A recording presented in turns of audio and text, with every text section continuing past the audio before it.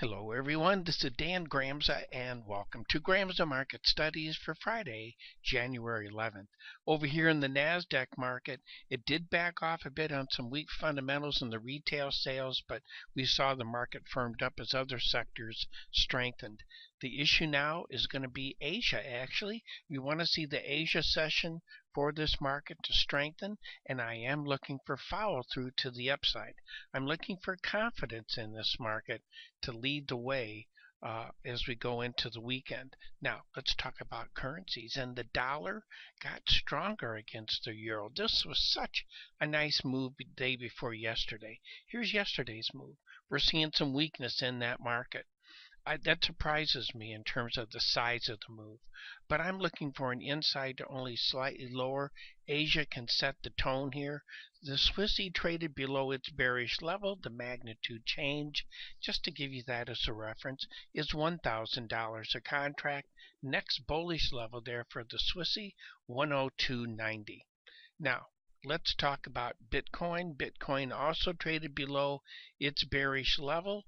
The magnitude change here between that bullish and bearish level is $2,500 a contract. And what are we looking for? We're looking for only unchanged to slightly lower movement in that market. But I'm looking for consistent downward pressure there. And also note, it traded just above its bullish level, and then it failed, actually. But the magnitude change here in that market, $750 a contract.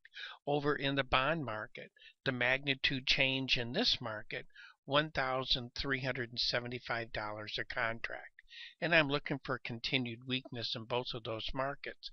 But in the gold market, even though it backed off, I'm looking for an inside to only slightly lower day in that market as well too.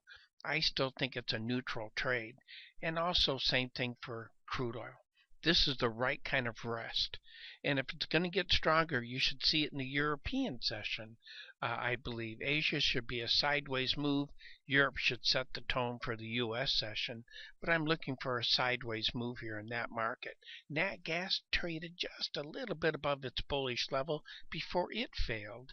The magnitude change here in that market, $2,150 a contract. I'm looking for a sideways move here to continue. And in soybeans, we backed off here in that market. I'm looking for unchanged to lower in this as well, but again, not another dramatic move to the downside.